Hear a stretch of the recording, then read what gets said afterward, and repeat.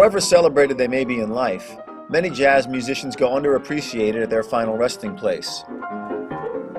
This is Scott Joplin's gravesite at St. Michael's Cemetery in Queens.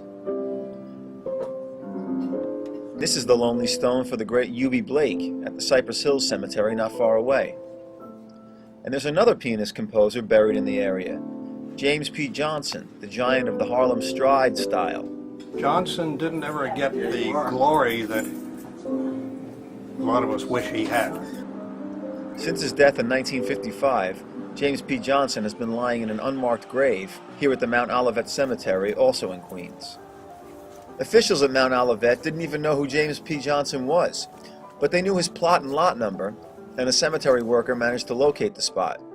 But among his musical disciples, James P. is far from forgotten. They recently decided to raise money to buy him a headstone.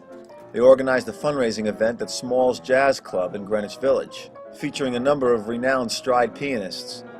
So in a way, we come down here tonight to get a campaign started to raise a proper headstone for his grave, and just to celebrate his great achievements as a pianist and as a great American composer.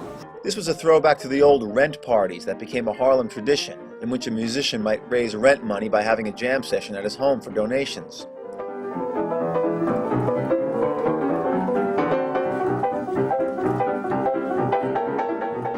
I'm so thankful for today because my grandfather is finally receiving the dignity and respect that I believe that he deserves for all of the contributions that he's made to American music, the jazz idiom, the jazz legacy. I just could not be prouder. My heart is so filled.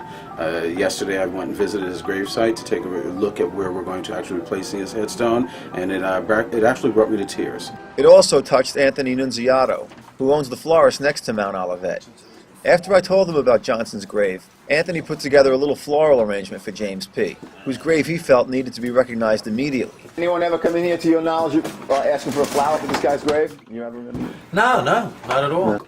He decided James P. Johnson needed a memorial immediately, and he began putting together a small bouquet of flowers to bring to the gravesite. It's not right. Someone's life is worth recording.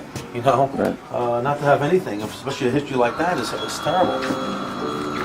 Everybody, no matter, every life is precious. So there definitely should be some kind of grave marker for everybody to tell you had a whole lifespan. You should have a history of somebody so the future generation could see where this person was and know where they are. I mean, you did live a whole life. You see what they did. They gave their input to the city. They made their mark. They should have a mark where people know where they were laid to rest.